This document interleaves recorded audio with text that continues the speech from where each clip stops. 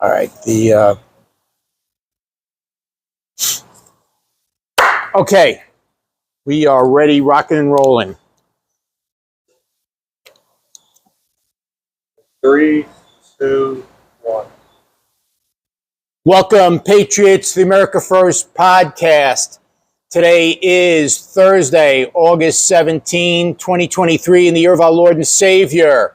We are coming to you from the amazing America First warehouse, the most patriotic venue in the country, the tip of the spear for the America First movement in the northeast of the U.S., the divine inspiration and creative genius of Joe the Box and the amazing First Lady Tony. My name is Steve. I identify as always as a humble America First patriot of faith and honor, and I am joined today by the esteemed Tom Wehrman. Hey, thanks, Welcome, Tom. Hey, thanks for having me again at the amazing America First warehouse, at the America First podcast here, at the America First Media Campus. This place is amazing, and as I always say, if you have not been here yet, you need to get here. This place is outstanding. If you love this country, you consider yourself a patriot, this is where you need to be. Yeah. Thanks for joining today, Tom, as co-host. So we're in the home stretch. Today is the last day of our January 6th Truth and Justice event. And it has been amazing, very impactful. What we're trying to do here, folks, is real simple. It's to expose the false narrative, put a spotlight on what really happened, to expose the truth, because truth and justice must prevail over the evil, lies, deception, and corruption that is running rampant in our country today. We need to do this to save America. We have a lot of these folks, these January 6th political prisoners that are being persecuted. Sometimes even when there is exculpatory evidence that would exonerate them, they're still being found guilty. And many of these folks, as we've talked about, they're not getting due process. They're not getting timely trials. When they are going to trial, they're getting public defenders that are not representing them very well. They're not getting impartial judges or juries, right? This is the D.C. Gulag prison and the court system in D.C. And it is like a rubber stamp to be able to punish anyone that is against the leftist narrative, and most prominently, anyone that they consider to be a Trump supporter. So, Tom, tell me your thoughts on last night we had the personal testimonies of a lot of the January 6th folks, if not the people that were in prison, their families, spouses. What were your takeaways from that? You know, Steve, I got to tell you, so I'm sitting here and I'm listening to Ashley Babbitt's mom, and I'm listening to different family members tell their story about their family members who either were killed or are currently incarcerated without due process. And I'm going to be honest with you, I felt tremendous amount of guilt. And you say, well, why would you? What do you feel guilt about? You had nothing to do with that. And you know what it is? You know, we all saw it. We all watched January 6th. We all saw the whole thing unfold. And we knew that, certain people were being arrested, months later, weeks later, whatever it was. But then life, your life just takes over in your life, and you forget things. You're not paying attention. You're getting caught up in maybe the news of the day. Right. And you're not focused on those people on January 6th who are put into jails without due process. And then you just go about your life. And then all of a sudden, I'm sitting here last night, and I'm seeing wives, I'm seeing mothers, I'm seeing family members telling their story, and we're talking about stories of complete injustice, of where we have our government killing citizens, unarmed citizens, and no recourse is being taken against them. We got people sitting in jail for 2.5 years. Without proper justice being done for them, without a speedy trial, without really any strong evidence to even be for the public to even see. All we know is that these people were insurrectionists, quote unquote. But we forget about these things, right? If you're going along your daily life, and I see these people telling their stories, and honestly, I had just tremendous guilt that I've not been doing enough to support these people. And it really it makes me think to myself, get out of your own head, Tom. Get into somebody else's life. See what you could do to make a difference. Right. Right. So we've said this before, Tom. When you have two justice systems or a dual justice system, you really have no justice at all, and that is what we're facing today. The whole thing absolutely was a Fedsurrection. If you look at the fact that Capitol Police Chief Steve Sund has said that he was denied the intelligence and the resources, the assets needed to prevent what happened that day. By the way, one of the articles on Gateway Pundit earlier this month, DC police officer admitting in an audio, non-uniformed police will have candy-striped barrel, and when we go undercover as Antifa in the crowd, right? So we know there are a lot of provocateurs there, and some of the just to highlight one of the folks that we had here at the America First Warehouse this week, Sarah Carpenter. Sarah was a 9/11, September 11th, 2001, first responder, New York City Police Department police officer. She's now a convicted felon for entering the Capitol, and guess what she did? She shook her tambourine. And they actually, when they arrested her, FBI agent went into her apartment in Queens, took her religious artifacts, her rosary, took her tambourine, and the tambourine was actually used as evidence in her trial in D.C. Can you believe that? She was found guilty 7 counts, rosary beads and tambourine confiscated as evidence. How insane is that? So, we're looking for justice in our country. And I think most people would agree that if you literally broke in, if you were the one smashing the windows of the Capitol building and you were the one who was creating violence, yes, you should be prosecuted against. But we're not seeing those people only being prosecuted against. We're seeing a lot of people who haven't been prosecuted against, where they have thousands and thousands of hours of videotape, where we don't even know where these people are. Maybe because they're part of the authorities. Right. Maybe that's what they were. We know that there were people in Antifa, actually members of Antifa, who disguised themselves as Trump supporters who went into the Capitol building. But we don't see that these people are being prosecuted against. You'll have a person, where the police officers, the Capitol Police, were opening doors for people, and these people, I would imagine a lot of them just were thinking, "Wow, we're allowed in here." And they're going through, I'll never forget, Steve, when I saw the velvet ropes up and the protesters walking in between the velvet ropes in an orderly fashion. Mm-hmm. They weren't tearing statues down. They weren't lighting things on fire. And look, like I said earlier, there were people who were going in there doing the wrong thing. Right. But I don't think that's the majority of people. And now we have people sitting in jail cells who, some of which, as we heard last night, and we may hear a little bit from family members, were helping police officers. Yes. So where is the equal justice? Why are some, as we heard last night, why are the judges being lackadaisical, even looking videotape? They don't even want to see the videotapes to even exonerate anybody. So there's so much to this. And this is where the part that really hurts me as an American, Steve, is how in the world is our country becoming so corrupt that we can't have proper adjudication with real evidence to be put forward? Why is evidence being held back from the American public? We heard last night that certain videos are not even allowed to be seen by the American public. Why is that? Right. Why? Right. It's a cover-up, Tom. It's a cover-up. And that hurts to say. And to even say the word cover-up, I grew up as a proud American. They have those stars and stripes, the FBI, the CIA. These are things I looked up to.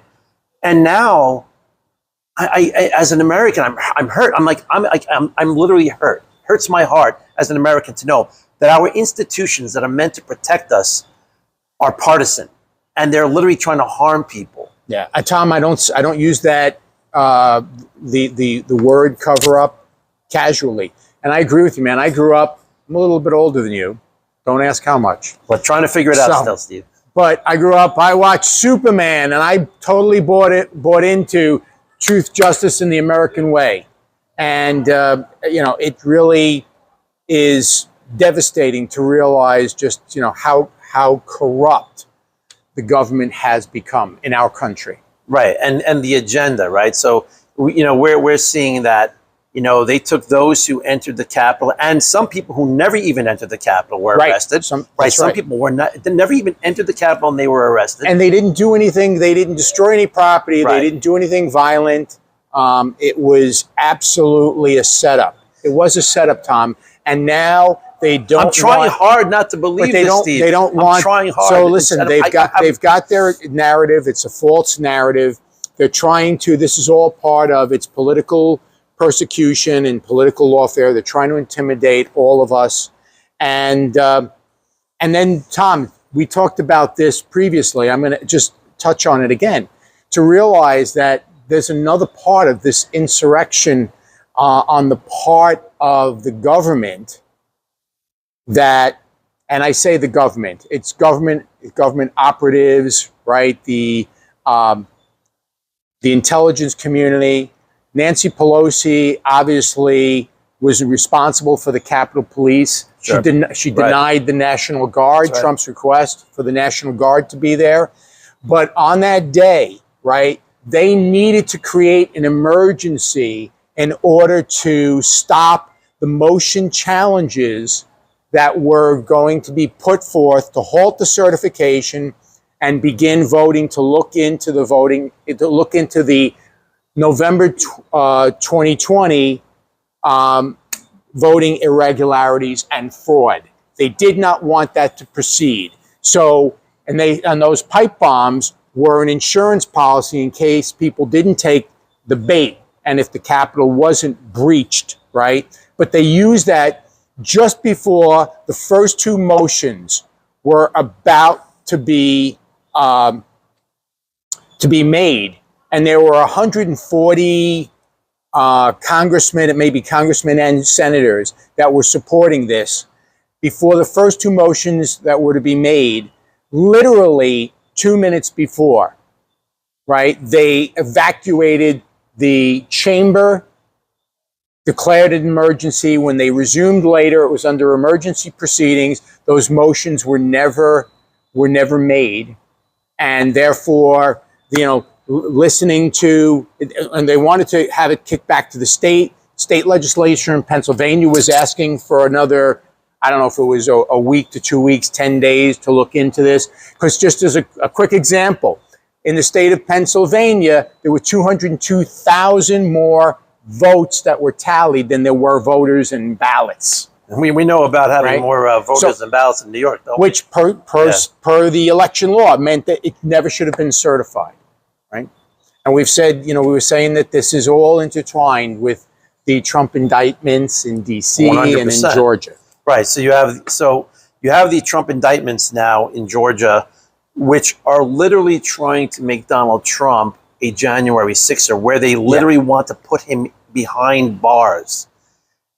I mean, I don't know if you recall. Do you remember when Trump says, march down the street and break into the Capitol? Do you remember that? No. Neither do I. I recall he used two P words, peacefully and patriotically. Yeah, I mean, I don't know. It's easy to get that confused, right? Peacefully and patriotically with let's break into the Capitol and cause an insurrection. Break in, insurrection. That must be synonymous with those words. I mean, this is what's crazy, though. I mean, they're literally trying to say that Trump himself is equivalent to a person who is an insurrectionist. And by the way, the term insurrection, can we just stop here for a minute? Let's just talk about the word insurrection. Listen, the most heavily armed people in the country are probably on the conservative side because we believe in the Second Amendment. I would think if there was a planned insurrection, this would be the worst planned insurrection of all time. I mean, not one person with a weapon. Seriously, and I'm not saying this is what we want to do. Let's be clear on that, right? Right. You're not advocating for violent overthrow of the government. What I'm saying, if we wanted to create an insurrection, I think a better idea would not to be putting our feet up on Nancy Pelosi's desk or saying a prayer in the chambers of Congress. I think we'd probably take arms. This was not an insurrection. It was never an insurrection. It was a massive protest. that got a little bit out of hand with a lot of question as to how it even started. So I think we need to like really, that's what really needs to be addressed first. And that doesn't seem to be where any of the investigations are leading. Yeah, I don't know. I have to tell you, I think that Sarah Carpenter is marching into the Capitol with her rosary and her tambourine. Those are pretty scary Does weapons. constitute I am scared of rosaries and tambourines. I a gotta tell you. conspiracy to She might violently shake a rattle in my ear and I might fall down and die. I think I think Sarah was part of a conspiracy to violently overthrow the government with her rosary and tambourine. it is pretty frightening stuff. I gotta tell you, you know. So maybe whip that rosary, or maybe I get a bead in my eye or something like that. You know, I don't know. Yeah. So, Tom, you talked about with the Second Amendment, and this is one of the things that I find very telling as well, right? So within the Constitution's checks and balances, and this is something that came from an article written by J.B. Shirk at the American Thinker website, and he's a brilliant writer. But he says that the people have three principal powers to use against the federal government, and those three principal powers are their vote, their free speech, and their Second Amendment. Okay, and today elections are not trusted. We know that there is rampant fraud in our elections, and there's an unwillingness to investigate it from the uniparty. What's the uniparty? It's both the Republican and establishment Democrats. Yeah. There's an unwillingness. We know it right here from New York, where we have New York Citizens Audit, who's done an audit of every single county in New York and have found literally millions of problems with the voting system. Yet our legislators in New York State and nationally are not doing anything about it. Yeah. And there's folks doing just Herculean work. New York Citizens Audit. They are heroes. Those people are heroes. They're doing amazing work. And just to your point, one of the things they found with the New York state election in 2020 was there were 338,000 more votes tallied than there were people that voted in person, same day, early in person, as well as mail-in ballots. So this is like, Tom, I say... I mean, that's not a clerical mistake, 338,000 more votes than 338,000 more votes tallied. And again, per state law, never should have been certified. So the elections are not trusted, and we know that they should not be trusted. The federal government censors political speech and dissent, and there is the ongoing effort, the never-ending desire to try to deprive law-abiding Americans of their right to own and possess firearms to defend themselves, their property, their loved ones. So in essence, the federal government has stolen the people's power. You know, there's always been political differences between parties and groups of people, but there was a time when the Constitution was still a revered document in this country. And right now we have a group of people, and like I said, it could be uniparty, but we know it's predominantly on the left. They have literally no respect for the Constitution, and that includes people in the FBI, in the CIA, in the NSA, because they don't respect privacy rights. They're not respecting speech. I mean, where are antitrust laws being applied anymore also? I know it's not necessarily directly constitutional, but where are the antitrust laws? You know, we have social media, which pretty much, you know, Facebook, Instagram, YouTube, they literally own entire swaths of the social media landscape, and they are consistently limiting free speech, constantly. So yeah. we are in a time right now where our Constitution is at risk. Right. Don't have free speech. You don't have the truth. If you don't have truth, you can't have freedom without the truth. Right. So I mean, just to add to Second Amendment, right here in New York, they just passed a law where, in order to buy a weapon or ammunition, you now have to pay a surcharge to New York State, because now they've taken over. Anytime you buy ammunition, they're going to know that you have to give your information. Not just when it's purchased with a credit card, if you're paying cash, that information is going to them. Anytime you buy a weapon, it's going to them. And they add an additional $2.50 for every time you buy ammo, and an additional $9 for every time you buy a weapon. When did that go into effect, Tom? The effect date, I don't know. I just read about it yesterday, though. Yeah. Yeah, so Unbelievable. it's draconian efforts to more tyrannical rule in our country, in our state. And, where is the Constitution? It's the one document that ensures people's freedom, and it's being trampled on. Yeah. So, the true conservatives, America First Patriots, we do still revere the Constitution. Unfortunately, the left tramples all over the Constitution. Constantly, yeah. Yeah. You mentioned about the Uniparty, and the last thing I'll say before we cut to a break here, with respect to the Uniparty, I don't know, did you see that the former Lieutenant Governor of Georgia, Jeff Duncan, right, celebrating Trump's indictment in Georgia and saying this is the opportunity to take back our party? Jeff Duncan from the America First warehouse, a voice in the wilderness. It is never going to happen. You're not taking back the Republican Party.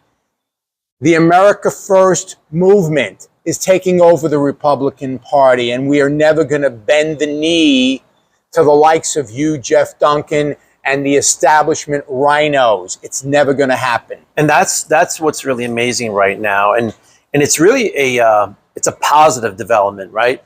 Where in the past, everybody just trusted our Republican leaders. If they had an R next to their name, those were our guys. But I think we've really been woken up in the last few years to see that our enemy is not, and I think it's Donald Trump, to be honest with you. I think it was Donald Trump that exposed, who the Republican establishment really was when they rejected him from the word go. When he came down that escalator, they didn't want him. They looked at him as a threat. He's not part of our boys club. And when he woke everybody up, a lot of people who've been sleeping, including myself at times, listen, I thought, everything was about the Republican Party, not realizing that this establishment thing is killing our country right now. It's killing us. It's killing the Republican Party. And we have now woken up a sleeping giant called the America First movement. And that is what's going to move this country forward. Because if it doesn't, it's over. Yes. And Carrie Lake said it just the other day as well. The America First movement is the only thing that can really save this country. When we come back from the break, we will talk about the indictment in Georgia, election irregularities, more than just irregularities, right, in Georgia. And we can talk about what America First really means, why it's desperately needed to save this country, along with Donald J. Trump as the next president. That's right. All right. We'll be back in a moment, folks.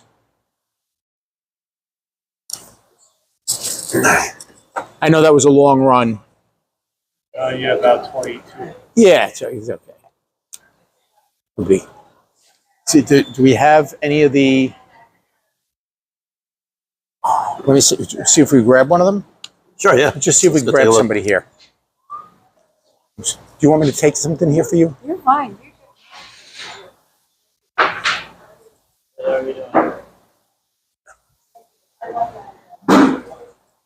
Sarah, sorry. Would you like to jump on with us quickly? Okay. So again, I'm Steve. I'm Sarah. I know you're Sarah. And this is Tom. Hi. Okay. Hi, Tom. Are we able? How are you? Are we able to I saw you put speak last night. Sarah You're great. in Thank here? Your With husband's us? a sheriff, Do we need right? another mic? Yeah. Do we need it? Travis, how do we get a third mic in here? Can we do that real quick? Joe had asked, and so Sarah, your husband's first name again is? Well, his first name's Ronald, but we call him Colt. Okay. Holt or Colt? Colt. Colt. Okay. All right.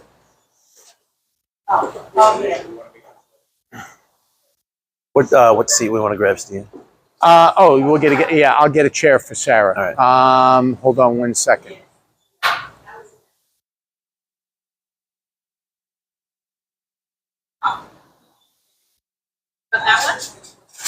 I don't know if he wants to have the same chair or not. I'm not sure. Yeah, I was just going to grab it.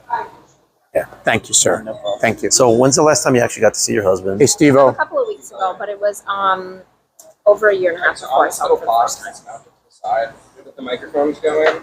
Year and a half. Yeah, today makes 2 years. I ran your house and taking it. Yeah. What? You couldn't see him for a year. Hey guys, They took him in August of 2021, and I didn't see him until April of 2021. as soon as we come back, I'm going to make mention of the streams. I'm sorry that I didn't do that at the beginning. I meant to do that early. That's it? Yeah, 30 I minutes introduced was it? Tom, and then I Yeah, had a You were brain able to talk fart. to him on the phone, I guess, though? I'll do that right away. Yeah, so he could call. Yeah. All right. That's just unbelievable to me. You have kids? No. Yeah. I mean, it's so terrible to say that, but No, like, I understand. It makes sense. Yeah. How many children? No children. No Okay. Okay. That But you is- said but he's a cult as a sheriff. Yes. Yes. Sheriff's deputy for Where- 7 years. Where home for Tennessee. you is? Okay. Nashville. I get confused. Okay, Nashville. Yeah. I have cousins in Nashville. I'm going to the Smoky Mountains in about a week and a half. Yeah. We had cabins there. Oh, yeah? Yeah. My buddy's got a cabin. I'm staying in his Okay, cabin. nice. Yeah, yeah. In Sayreville. Or So, Sarah, Sevierville. Sevierville, yeah. So- Sevierville, if you're from there. so one of the Sevierville. things I'm going to ask you Yeah. here is, just obviously just give us, your kind of personal story. Yeah. Um, Down. Where's this Yeah, down? on the Where's this right down? side, I think. Yeah, there's a thing right here. Okay, just Yeah. Oh, thanks. is that too much? No, it's fine. I just want to be like level. with Okay. everybody. So your personal story, Yeah. how being here, this is how this has affected your family. How this event, Right. has affected you, or you feel the impact from this. And then I would Pick like up. if you could, what can people do Yeah. to support Okay. your husband? Sorry, the J6 that's fine. prisoners at large, right? What people can do, Yeah. and whether it's financial support or like one of the things that that I've said to people is, hey, petition your local congressman to take a stand Right. up for these political prisoners, Right. right? To fight for their rights, to get change of venue, to Right. get timely trials, coupled with change of Something. venue, something, okay? If you know of people that are lawyers that are willing to step up, Right. so that a lot of folks are getting public defendants. Yeah. Did Colt have the benefit of We his still own haven't attorney? gone to trial. Okay, and what attorney does he have? He has a public defender. Well, we Okay. had a private. Well, I can go ahead. Okay. Yeah. All right, so Yeah. is that okay? Yep. All right, and we won't keep you too long. Yeah, that's fine. All right. Let me get my butt back in here. Do we need to test Sarah's mic, or she's good? Best. Okay. All right. So we'll come back, and you want to give me a 3, 2, 1? 3, 2. Hey, folks, we are back, and we have a special guest with us, one of the participants in the J6 Truth and Justice Week. We're honored to have Sarah Maccabee, and Sarah is she's the wife of a J6 political prisoner that's being persecuted. Her husband, Colt, right? And you're from Tennessee. Tennessee. So Sarah, tell us a little bit, tell the audience about you, Colt, your personal story, what you've gone through, and what you think of the event this week here at the America First Warehouse. Absolutely. Thank you for having me on and giving us a platform to talk about this stuff. It's not fun. No. It's very political. It's unfortunately what I figured out today. Actually, August 17th marks 2 years from the time the FBI came and raided our house and took my husband. I didn't realize that when I left for a business trip on August 13th, that would be the last time I saw him until April 1st of 2023. And when I saw him, it was behind glass for 30 minutes. So you're saying you weren't able to see him for a year. You didn't actually put your eyes on your own husband for a year and a half. A year and a half. Correct. Wow. Yeah. That is, It was And- this April, not, Yes. Yes. This oh past dear April. Lord. Yes. And it was behind glass for 30 minutes. I drove all the way to Washington, traveled all the way to Washington, D.C.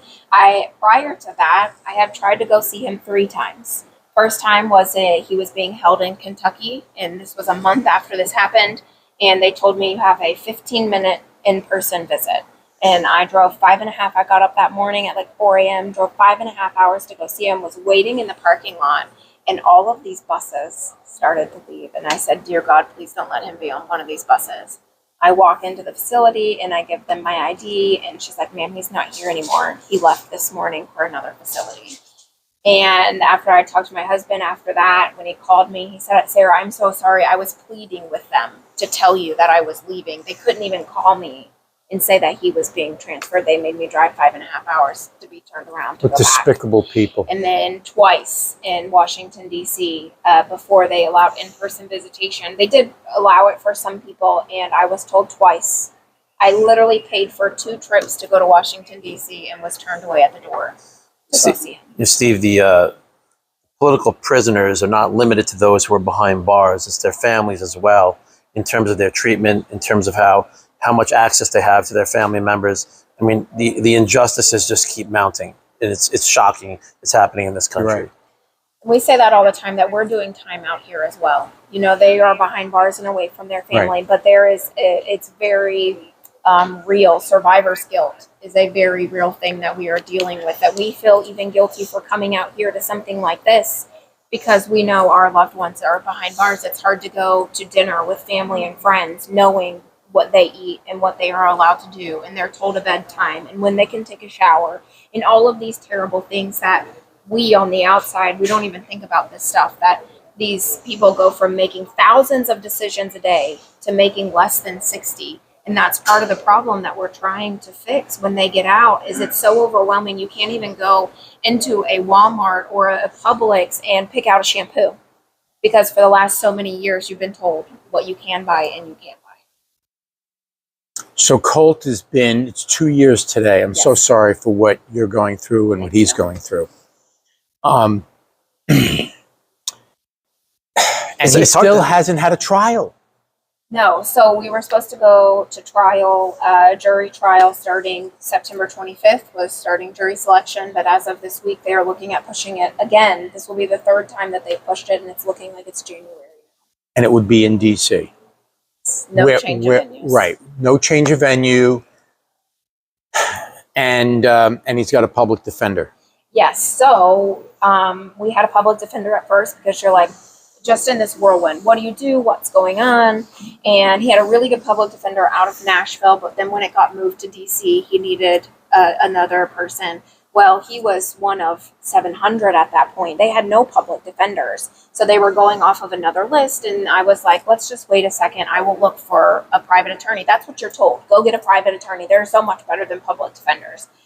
Spent thousands, tens of thousands, over $50,000 on an attorney that for a long time did nothing and would threaten to fire them, and then they would finally do something. And then I had a very prestige attorney that I was speaking to about this case that said, Sarah, why are you spending your entire life savings on attorneys when it's no change of venue? He's going to be convicted on pretty much every charge. If you win 1 or 2 charges, it's a win total.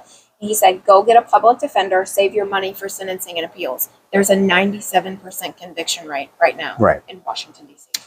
Dear Lord. It's hard to digest this, is it not, Steve? It's like, you know, when you hear from a family member, it's right. It's one thing to hear a little news clip on the news every once in a while. Maybe Tucker was talking about it, but honestly, not many people are even talking about it anymore. And it's like it's like out of your mind now. Now you actually meet a real person who is actually being affected by it, and it's you know, I'm usually not tongue tied, but it is hard to digest. I don't even know what to say.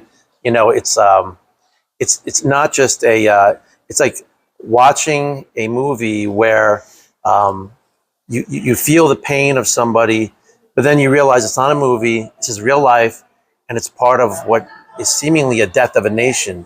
And prayerfully, and we pray for you, your family, your husband, and we pray for this nation that these things will not happen and the corruption gets exposed. Notice, like I said earlier, for those who did wrong, fine, penalize them. For those who didn't, you know, we need justice. So Colt, you said law enforcement. Yes, 7 years law enforcement officer. 7 years. Yes.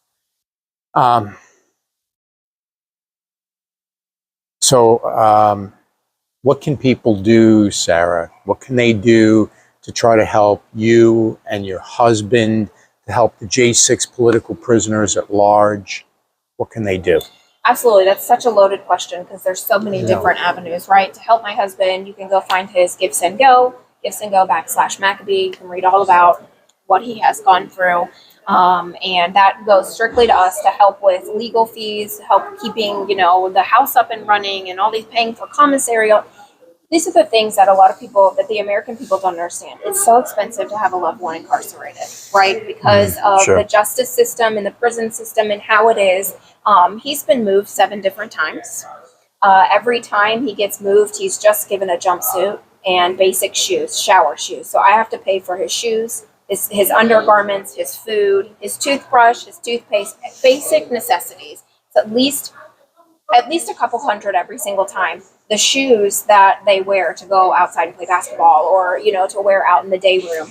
What we could go to Walmart and buy for $13. I call them old man shoes. They're the white ones with the straps, we could buy them for $13 on the outside. They're $48.50. That's what I have to pay for regular shoes for him to be able to wear. So every single time they're moved, we don't have a choice if they're moved or not. My husband was assaulted while he was in jail, and their way of taking care of it was for them to kick him out of the facility.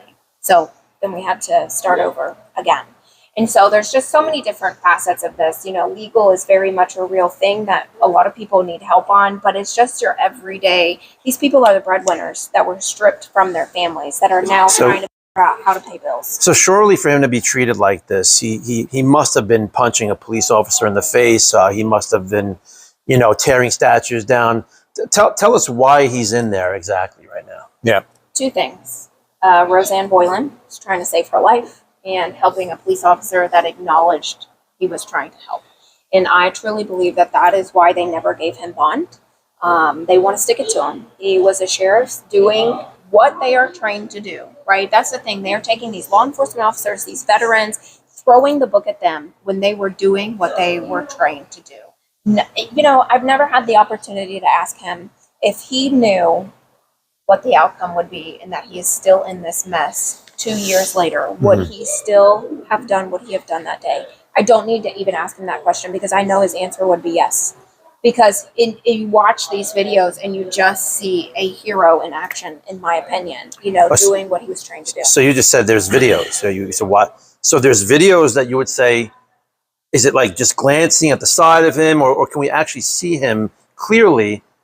And if that's the case, why has that not already exonerated him? It should, yes. Every bit of what they are using to charge him with exonerates him. In the fact that if you turn on the audio that they don't want to play in court, Right. exonerates him. You hear 2 different officers thanking him for his help that day. And actually, I just watched another video that These are Capitol Police officers or Washington, D.C. Metro? Metro. Okay. They're Metro police officers. And that's who was in the Lower West Terrace Tunnel. That's where all of his contact was. And that's what happened in the bond hearing. Was we went in 2 weeks. They held him for 2 weeks without having a bond hearing. Went in for the first time within 5 minutes. The government had withheld all of this evidence from us. We went into recess. We went back. We were supposed to go the Friday before Labor Day, and the FBI agent called in sick for the holiday weekend. Went back in the week later, and the Middle District of Tennessee's judge said, let this man out on bond. He's not a danger to the community, and was never questioned if he was a flight risk. The government didn't like that decision. They appealed it, and it went to the judge in D.C. where he called him a terrorist on record. That entire time, none of the video had audio. They kept saying technical difficulties. That's why they could not play it. So incredibly corrupt. I'm so sorry, Sarah. So have any Tennessee politicians or U.S. politicians, like congressional representatives from the state of Tennessee, have any of these folks stepped up to try to help you, your husband? No. And every sheriff's department that he worked at, I've tried to get in contact with, or somebody has tried to get in contact with. And I truly believe that the FBI told them to shut up and not say a word. I was going to ask you, do you believe it was a setup? Does Colt believe it was a setup on January 6th? It absolutely was. It was a trap that they walked right into. Right. Just as Americans trying to air their grievances walked into being set up by their own government. What percentage of the population in this country do you believe knows that it was a trap, that there were a lot of provocateurs there, and that the real evidence is being withheld? What percentage do you think? That's a good question. I wouldn't know a number, but I will tell you a very revealing sign to me was not too long ago. I was on a podcast based out of Atlanta, and before we even got on, he told me that he was a liberal and we probably don't see eye to eye on a lot of things. But one thing we could agree on is questioning why my husband was in jail, because he watched the videos. And that was very profound to me, to see that somebody that might not agree with a lot of our policies can sit there and question. And so that entire podcast was very factual on what's going on with January 6th. And he was very open to say, what is going on in our country? And I believe people are starting to wake up and realize there were very bad things that happened that day. Like you said, hold these people accountable. If we're going to play by the rules, let's play by the rules. If we're not, we're not. There's not one side or the other side. But there are people that need to be held accountable for that day. But these people that are incarcerated and have been charged with January 6th crimes are overcharged and overpunished. Yes, indeed. So, your husband never entered into the Capitol? Correct. He's not been charged with attacking a law enforcement officer that day? No, he is. He has 3 assault charges on him. He has 3 assault charges on him. Every time he went to pick up the officer that was on the ground, they charged him with assault with a deadly weapon. So, okay, so they took his good deed and they're using that against him. Have they been able to locate that officer? Yes, he will testify in trial. Okay. If we ever get to trial. You believe he'll testify, though, in Colt's favor? I hope so. I mean, these people that are bought off and paid off, and then you're a day before the trial, and they say they can't testify. Well, but you have audio, right? So there's audio, there's visual, there's audio of him thanking Colt. Well, not only the audio. What we did was we had the captions put on video, so it doesn't matter if they let the audio in or not. There's captions on the bottom where we have pulled his voice out, and you know that is him speaking to the officers. And then there was a video that I just watched that will admit into evidence that's afterwards that a cop is saying they're talking about the officer that falls down the stairs and about people helping him out there. Right. Sarah, Tom, do you have any final I just want to say, comments?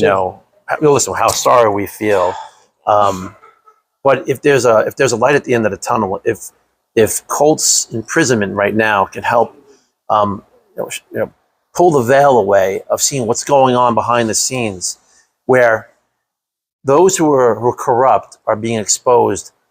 Look, I'm not going to talk for him because I wish he was never there. But if his imprisonment actually reveals this, some good comes of it, and we thank him for that. Because all he was there was to address his grievances with the government. Right. And he was even helping people. Steve, I mean, this is wild stuff. What I think they're trying to do is they're trying to discourage American citizens from using their voice again in the future in fear that they too will be put in jail. This can't happen. I pray for you. We pray for you and your husband that truth and justice may prevail here over the evil, lies, deception, and corruption. Yeah, So, absolutely. Godspeed. Thank you for having me on. And one thing, lasting thought is you had asked earlier what people can do. This is more than about the Maccabee family. This is more than about the families that are here speaking. This is about America and American patriots, that if it can happen to somebody like my husband, it could happen to any of us. And that's why we have to think, look down the barrel at this and say, we're not going to when we say enough is enough, it's going to stop.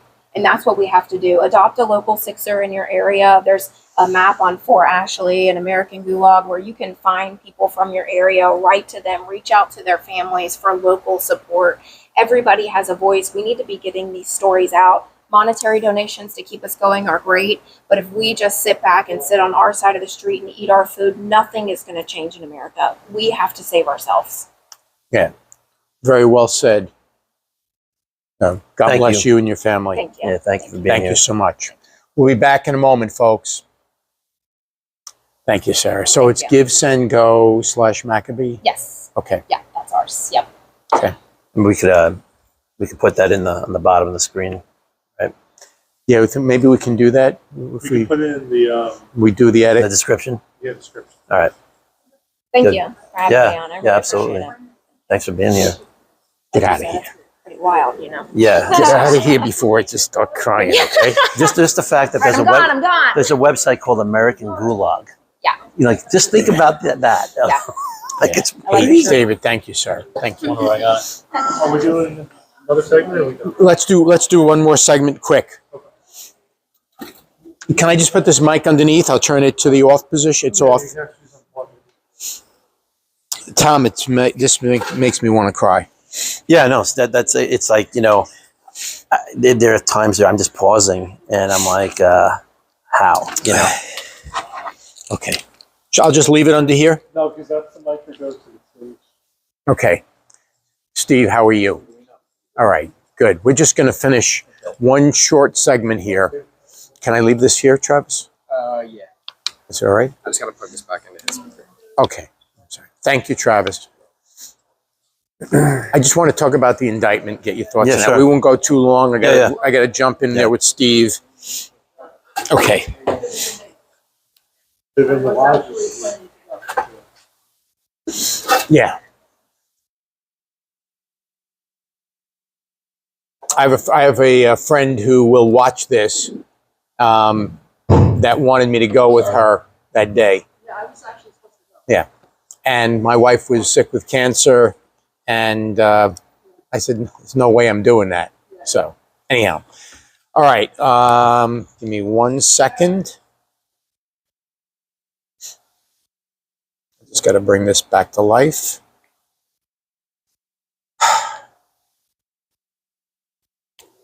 Yeah, so Tom, that was good. Yes, good questions. Thank you, sir. Listen, it's a story that needs to be told, right? Yeah. Okay, ready? Yep, in 3, 2. Hey, folks, welcome back. This is our final segment for this podcast, the America First podcast today. And it's very difficult to listen to Sarah Maccabee's firsthand account and not be impacted by that. Yeah, we're sitting here, Steve, we're doing a podcast, and right now our job is to talk. And then you listen to what she has to say, and you sit there and you ponder. You ponder many things, what they're going through as a family, as she painted a real picture for us as to, his experience in jail, where you go from you're making a few thousand little decisions every day, and now you only make 60 decisions, and, then moving him from jail to jail and what that does to the family.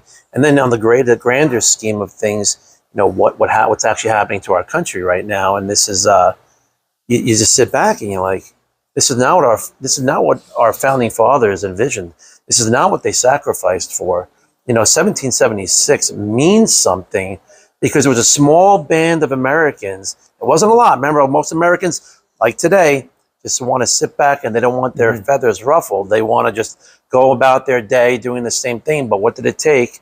It took a small band of passionate people who loved freedom, who made a difference, right? And I feel like we're in that same area of the country right now, right? Where we have a lot of people who may just be disgusted, may not like the situation, but are not willing to sacrifice. But it's going to take people like them, like Sarah and her husband and Ashley Babbitt and the people who have literally sacrificed for our nation to maybe make the change. And that's what we need from the regular American citizen, is to not just watch the news anymore and just be satisfied with being pissed off because they don't like what's going on. It's time that the American citizen stands up and says, what can I actually do? What action can I take? Because as I said in the last podcast I did with you, this country was founded on we, the people. That's what it was founded on.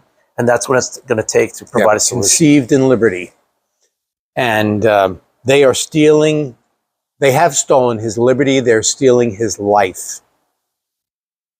So, Tom, the indictment of Donald Trump in Georgia by Fani Willis, this is the 4th indictment. And this is the charges, conspiracy to try to overturn the election, that Trump knew it really wasn't, a stolen election, but conspired. There was this criminal enterprise that was conspiring to not relinquish control of the government. So and as the people have said, right now we're effectively, Jonathan Turley, Alan Dershowitz. Jonathan Turley is just a brilliant constitutionalist. He's not a politician. He's not a partisan hack.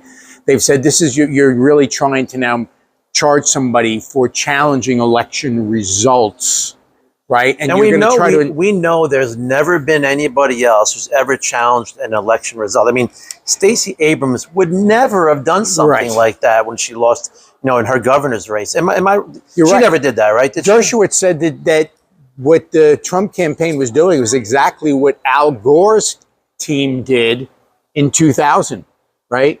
With the hanging chads and challenging that, and even having alternate electors in place and sending them.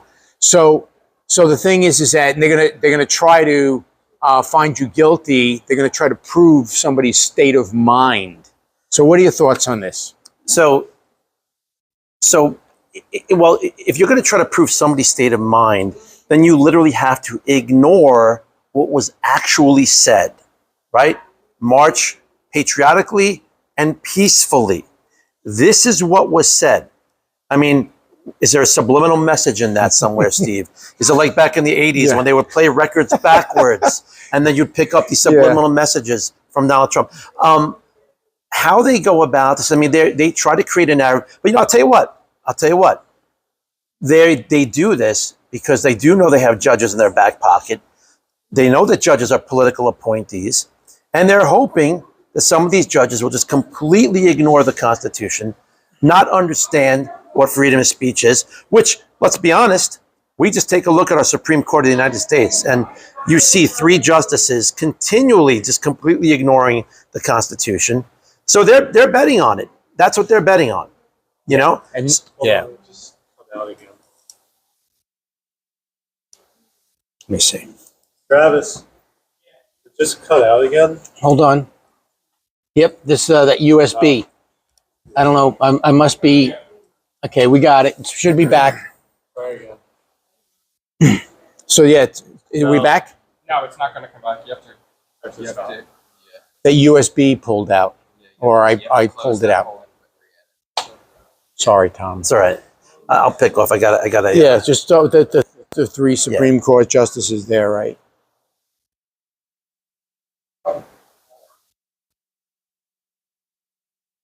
Do I have to read it? You have to re-add the audio also.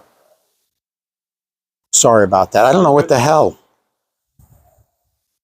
That USB was just, and I didn't pull my leg back. I got to be careful here. I don't think I did anything. Okay.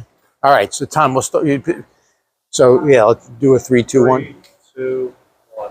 So, we have 3 Supreme Court justices who simply ignore a lot of constitutional precedent. It's almost like they don't even understand that, and these are the highest justices in the land.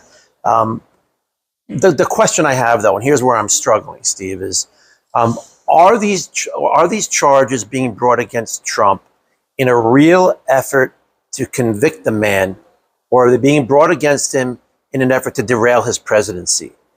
This is because we know that political games are played by the political parties. I mean, you'll have candidates who do nothing wrong, and then the political parties will just stick some sort of lawsuit. It could be petition fraud. They may say, we know here in New York that all the grassroots candidates were labeled as having done petition fraud on their petition signatures. And we know the real reason why that was done is try to bankrupt their campaigns, take time away from campaigning itself. And it's an effective strategy. Mm-hmm. I also think, are they just trying to fatigue the public on Trump? Even Trump supports, are they trying to fatigue? Right. So there's a lot of questions as to what the motivation is. But the thing is, when you're doing all of these things, you're showing you do not care about our Constitution. And I got a huge problem with that. Yeah. So Tom, on that account, I think that they see this as there's only upside. If Trump, they would love nothing more than to put Trump in jail. And but at the very least, yes, they want to tar him, derail his candidacy, and derail the conservative America First movement as well. Well, I got to tell you that, Trump may have really ignited the America First movement, but it doesn't end with him. Right. It's The not America about First workers. movement is about the American people and putting the country first, right? We're not seeing this from our legislators in Washington. We're not seeing it from many of our presidents in Washington, Republicans included. Right. So the fact that they think that they're going to put down the America First movement, not going to happen. Not going to happen. Yeah. Thank you, Tom. By the way, you mentioned with the 3 Supreme Court justices, I would add that Chief Justice Roberts treats the Constitution like it's Play-Doh, depending on the day of the week. So, Yeah, I mean, I recall when they had the big case on Obamacare, and he sided with the liberals on that, making Obamacare law. And I was just dumbfounded by that. And then I read Antonin Scalia's dissent on that, and it was like just he excoriated Roberts. I mean, and he did it with understanding what the founders wanted. right. So it is shocking how a guy like Roberts Right. can even make these decisions sometimes. Right. So, Tom, what I want to do before I give you final comments, I just want to hit on the substance of election fraud in the state of Georgia. And so there is a 16.5-minute video, folks, up on Frank's speech, and you can check it out. It's a superb video, and it says that out of 9,000 vote updates. One of the things, it has lots of information, very, very compelling, very factual. But Tom, there were approximately 9,000 vote updates. The election was decided by 4 extreme vote updates, each with a probability of less than 0.1%, each of them, right? So one that happened in the state of Georgia at 1:34 in the morning, It's a normal time to count votes. it was reported, and this was, remember, Tom, after they closed down State Farm Arena, they said everybody's going to go home. They talked about a water leak, and then they reported that 5 heroic people stayed behind. They pulled boxes out from under the tables. They started stuffing ballots through the machines. They started taking ballots out, putting them back in the machine several times. Well, it was reported at 1:34 in the morning that Biden received an additional 136,000 plus votes, and Trump received 29,000 votes in an update. So all of a sudden, this was an aberration, a huge aberration.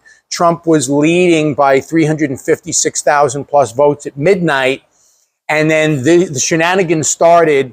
This particular data dump, right, all of a sudden gave Biden plus like 107,000 vote gain, and it just continued from there, and he ended up winning by approximately 11,700 to 800 votes.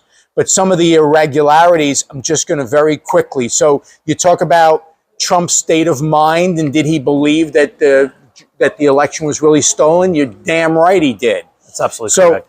in Georgia, every scanned ballot produces 2 files, an image file, right? Like you take a picture of the ballot, and an authentication file.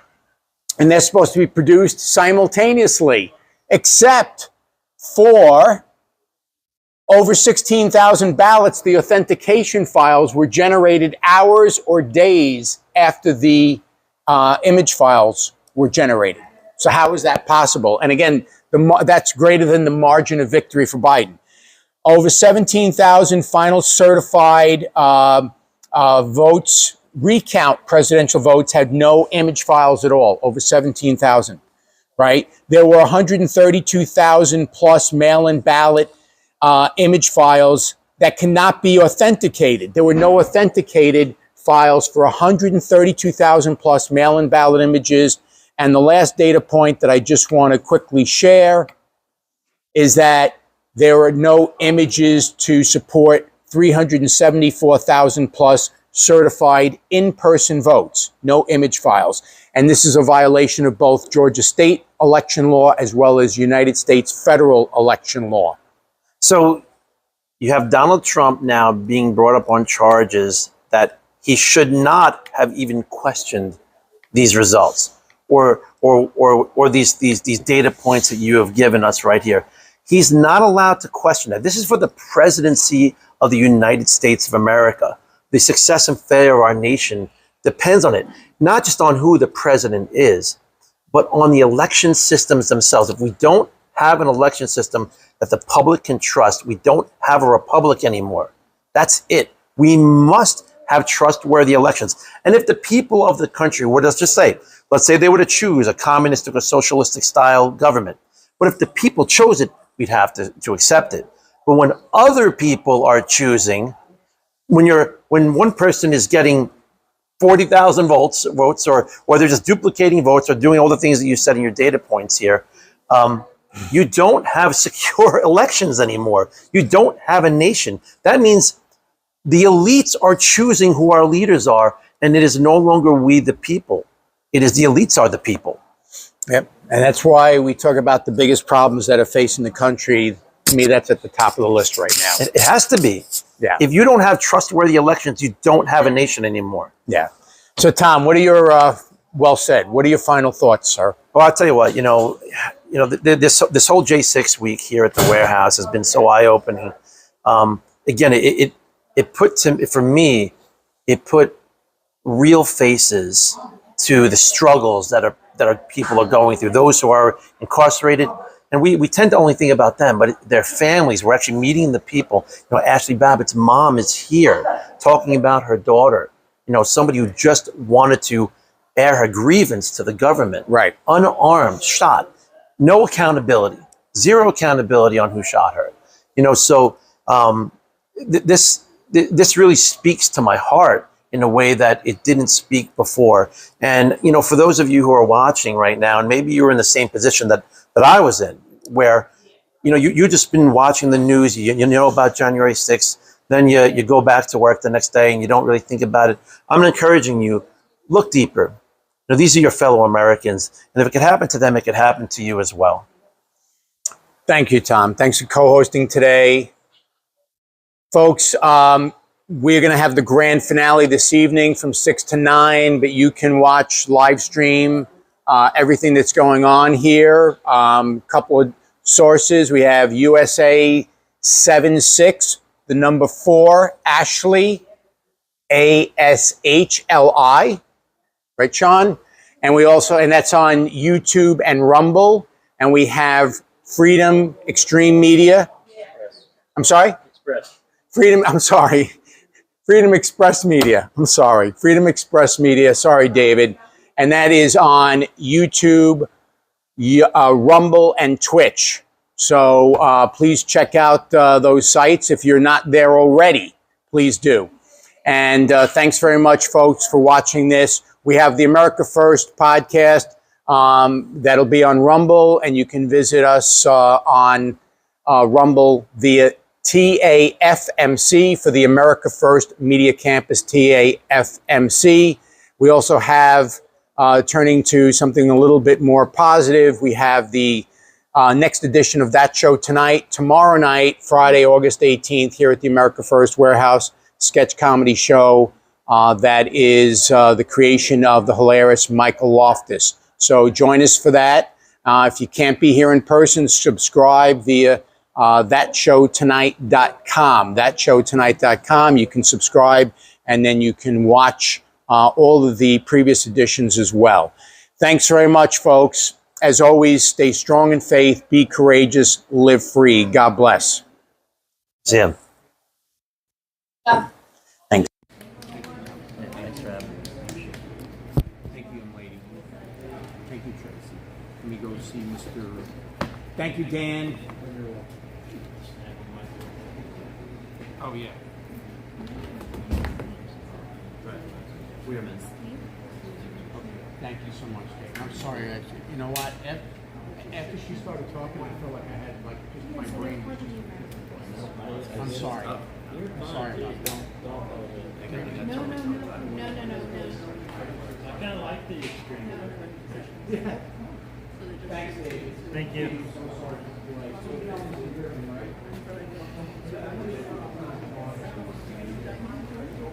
All right, guys, so I think it's going to be a little while before anything else is popping, so I'm not going to stay live. I'm going to go ahead and close down, and I'll reopen a new live whenever things do start happening, I'm probably gonna. I might go take me a small nap, to be honest with you. But I love you guys. I thank you for jumping in there. I think that's going to be a great interview.